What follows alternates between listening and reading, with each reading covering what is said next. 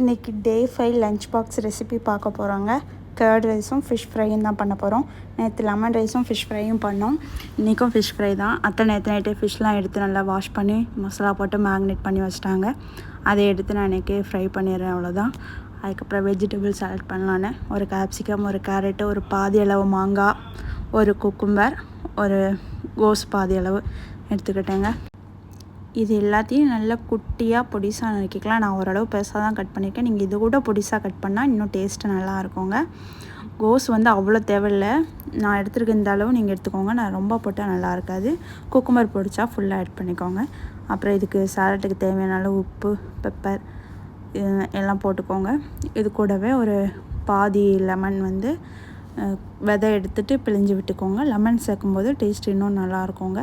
இதெல்லாம் போட்டு நல்லா ஒரு ஸ்பூனை வச்சு மிக்ஸ் பண்ணி ஒரு ஓரமாக வச்சிடலாம். அதுக்கப்புறம் சாப்பாடு வடித்து வச்சுருக்கோம்ல, நல்லா குழையாவே வடிச்சுக்கோங்க. அதை ஒரு பாத்திரத்தில் மாற்றிட்டு அதை நல்லா ஸ்மாஷ் பண்ணி எடுத்துக்கலாம். அப்போ தான் கர்ட் ரைஸுக்கு நல்லாயிருக்கும்.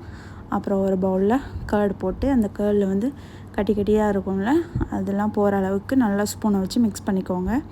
அது போயிடும். நல்லா இப்படி வச்சு விட்டோன்னா ஓரமாக இருக்கட்டும். அப்புறம் ஒரு பேனில் ஆயில் போட்டு அதில் ஒரு 1/2 டீஸ்பூன் அளவுக்கு கடுகு போட்டு 1 டீஸ்பூன் அளவுக்கு கடலைப்பருப்பு ஆட் பண்ணிக்கோங்க. கூடவே ஒரு டீஸ்பூன் அளவுக்கு உளுந்தம்பருப்பு. உங்களுக்கு இது நிறைய வேணால் கூட ஆட் பண்ணிக்கோங்க. அப்புறம் ஒரு 2 பச்சை மிளகா, ஒரு 3 வரமிளகா, கொஞ்சமாக கருவேப்பிலை எல்லாம் ஆட் பண்ணி தாளிப்பு ரெடி பண்ணி வச்சிடலாம். இது ஒரு ஓரமாக இருக்கட்டும். அப்புறம் இந்த கர்டில் நம்ம ஸ்மாஷ் பண்ணி வச்சுருக்க ரைஸை எடுத்து ஆட் பண்ணிக்கலாம். ஆட் பண்ணிவிட்டு இதை நல்லா ஒன்றோட ஒன்று கலந்து வர்ற அளவுக்கு மிக்ஸ் பண்ணிக்கோங்க. கட்டி கட்டி இல்லாமல் நல்லா அடித்து விட்டு மிக்ஸ் பண்ணிவிட்டு இதில் அந்த தாளிப்பெல்லாம் ஆட் பண்ணிடலாம். இப்போ இந்த ஸ்டேஜில் சாப்பாடில் கரெக்டான அளவு உப்பு இருக்கான்னு பார்த்துக்கோங்க. ஃப்ரைட் ரைஸ்க்கு உப்பு ரொம்ப முக்கியங்க. உப்பு நல்லா இருந்தால் தான் நல்லாயிருக்கும். உப்பு கரெக்டான அளவு பார்த்துட்டு அப்புறம் கொஞ்சம் கொத்தமல்லி தழை நல்லா வாஷ் பண்ணி பொடிசாக கட் பண்ணி மேலே தூவி அதையும் மிக்ஸ் பண்ணிக்கோங்க.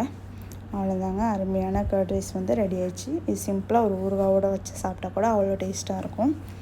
இப்போ இதை எடுத்து நான் டிஃபன் பாக்ஸில் இது எல்லாத்தையும் பேக் பண்ணி வச்சிடலாம். இவ்வளோ இதெல்லாம் பத்தாதுங்க, பாதி தான் வைப்பேன். பேக் பண்ணி மூடி வச்சிடலாம். அப்புறம் ஃபிஷ் ஃப்ரை ரெடி ஆயிடுச்சுங்க. அதையும் ஒரு டிஃபனில் மாற்றி அதையும் மூடி வச்சிடலாம்.